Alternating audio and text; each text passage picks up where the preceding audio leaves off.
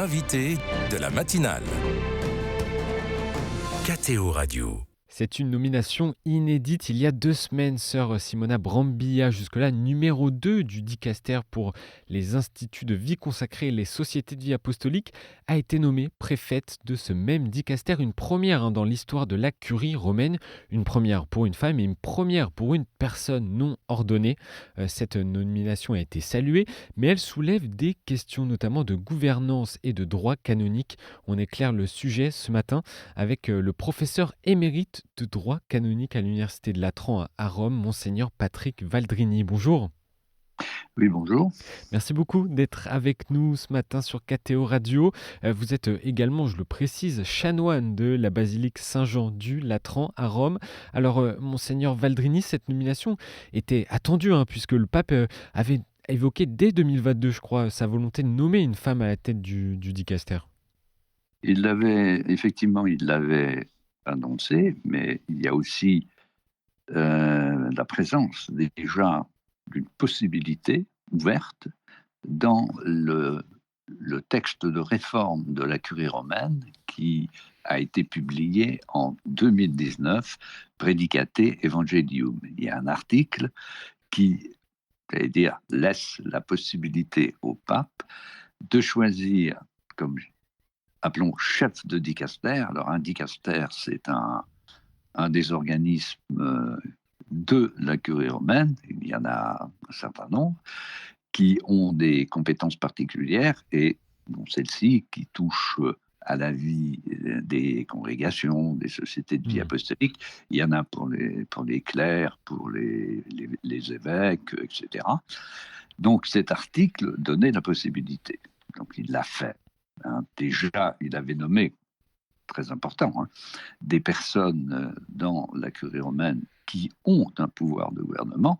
La nouveauté avec sœur Brambilla est qu'elle est chef d'un dicaster, mais il y a déjà des personnes qui ont un pouvoir de gouvernement, comme la sœur Bécard, à la sous-secrétaire au synode des évêques.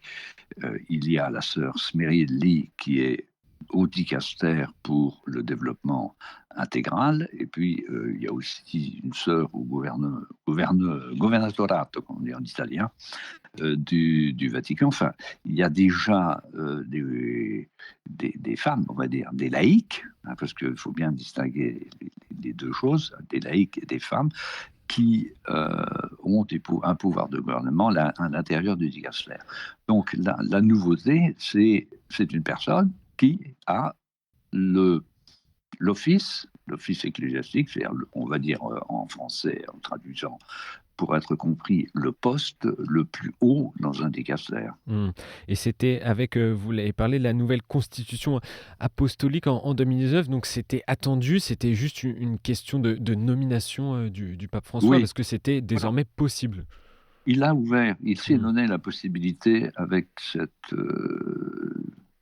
cette constitution, ce qui n'était pas prévu auparavant. Auparavant, la constitution qui précédait était due à Jean-Paul II en 1988. Auparavant, il y avait une de Paul VI en 1967. Et ces deux constitutions qui précédaient ne le prévoyaient pas. Lui l'a fait mettre explicitement, ça c'est clair. Dans le cas de cette nomination de sœur Simona Brambilla, se pose la question de la gouvernance, du pouvoir de gouverner. Ça rappelle d'ailleurs les débats lors du synode. Et fait inédit, là encore, c'est la nomination comme pro-préfet juste en dessous de sœur Brambilla, d'un cardinal, Monseigneur Fernandez Artimé. Pourquoi nommer un cardinal comme numéro 2 de ce dicaster ? Alors, écoutez, c'est une question que nous nous posons nous-mêmes. Ah, vous la posez aussi. Oui, bien sûr, bien sûr. Moi, comme canoniste, je regrette que cette nomination, qui est tout de même une première et qui est originale, ne soit pas motivée. Elle aurait dû être motivée. Ce qui nous aurait donné une indication et surtout orienter notre travail de réflexion. On se pose des questions parce qu'en effet, le code de droit canonique actuellement donne la possibilité, dans certains cas, de confier des ministères qui ont un pouvoir de gouvernement à des laïcs. Donc le pape n'a fait que appliquer une possibilité qui existe dans le code de droit canonique. Cela dit, c'est une possibilité qui est ouverte et qui est à la disposition du pape, mais qui repose sur un principe qui est affirmé avant cette possibilité, c'est que le pouvoir des clercs, le pouvoir de gouvernement est réservé à des personnes qui ont reçu l'ordination et que l'on appelle les clercs. Donc les 2 degrés de l'ordination, soit évêque, soit prêtre. Alors, donc, le pape s'est engouffré en quelque sorte dans cette possibilité qui était très peu exploitée auparavant. Mais pour revenir à la situation de sœur Brambilla, ça veut dire qu'elle n'a pas l'autorité directe pour signer certains actes de gouvernance ou alors elle le peut? Écoutez, Et si elle le peut, alors pourquoi avoir placé un cardinal auprès écoutez, d'elle? c'est vraiment la question que moi-même je me pose. Parce que dans son cas, l'exercice du pouvoir du gouvernement qu'elle aura à exercer, à faire, pardon, l'exercice qu'elle aura à réaliser, ne me paraît pas exiger d'actes qui nécessitent un pouvoir sacramentel. D'accord.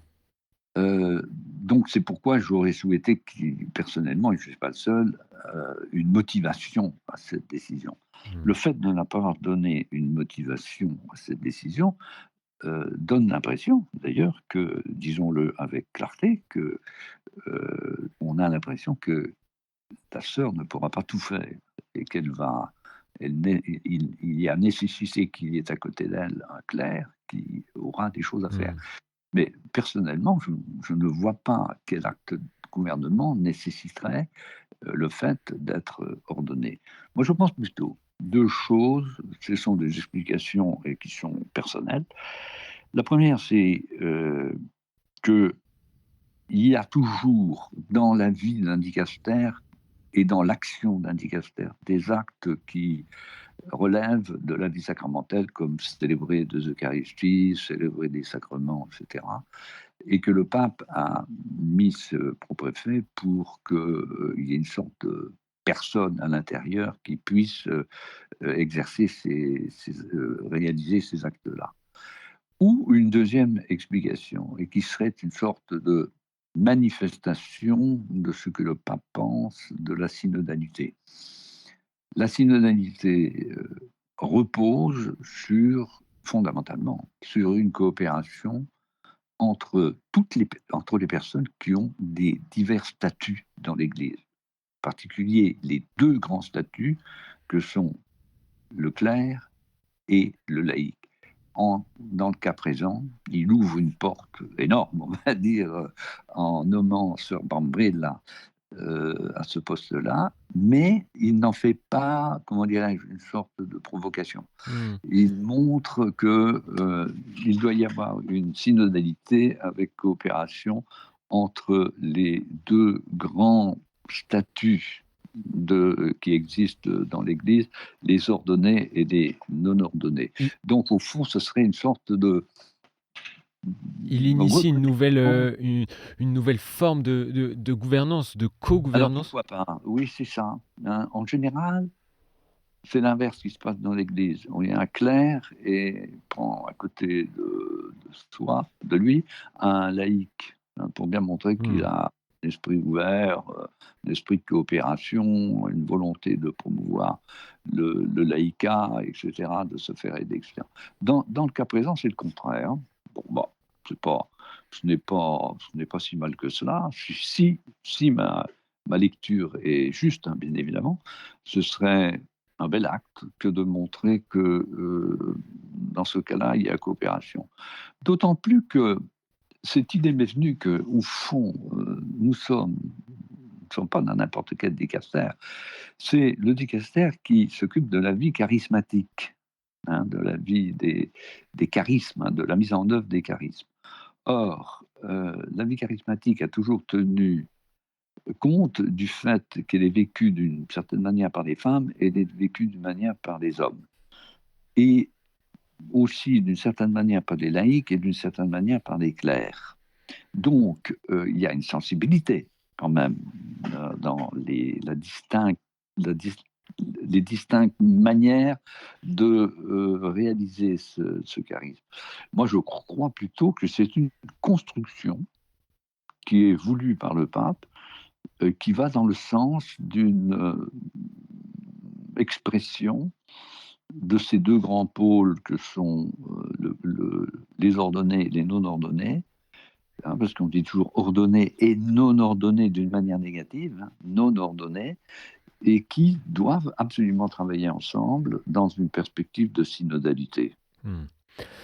Monseigneur Valdrini, à l'occasion d'une interview le week-end dernier sur une chaîne de télé italienne, le pape François a également annoncé la nomination en mars prochain de sœur Raffaella Petrini à la tête du gouvernorat de la Cité du Vatican, en quelque sorte poste de Premier ministre de la Cité du Vatican. Même question que pour sœur Brambilla, la question de la gouvernance se pose-t-elle également pour ce poste ? Oui et non. C'est un poste qui a d'ailleurs été dans l'histoire confié à un laïc une fois, donc qui ne demande pas la même, on va dire, sensibilité au problème de l'ordonné et du non-ordonné. Mais je pense qu'en revanche, il faut reconnaître que cette annonce est extrêmement symbolique parce qu'elle met un laïc, une femme laïque, donc une laïque à ce poste, et une femme. Donc il a voulu, je pense, aussi, aller dans le sens qu'il a constamment, d'ailleurs, mis en valeur, une place donnée beaucoup plus grande aux laïcs et aux femmes. Je pense que c'est une manifestation beaucoup plus simple à résoudre du point de vue canonique, bien entendu, parce qu'elle va avoir des problèmes de travail, des problèmes de ce qu'on a dans tous les pays, au fond, comme vous disiez tout à l'heure, une sorte de ministre, elle sera ministre de l'Intérieur, ministre de l'Économie, elle sera tout. Et donc, on n'a pas ce problème comme on l'a avec Sœur Brambilla, qu'il s'agit dans ce cas présent, la Sœur Brambilla, de la manière dont l'Église transmet le pouvoir du Christ, par l'ordination ou par le baptême. Voilà. Donc on va suivre en tout cas comment Sœur Simona Brambilla exerce son pouvoir de gouvernance au sein du dicaster pour les instituts de vie consacrés à Rome. Merci beaucoup, Monseigneur Patrick Valdrini, d'avoir été avec nous ce matin. Je rappelle que vous êtes professeur émérite de droit canonique à l'université de Latran à Rome. Bonne journée, bonne continuation et peut-être à une prochaine pour reparler de ce sujet. Oui.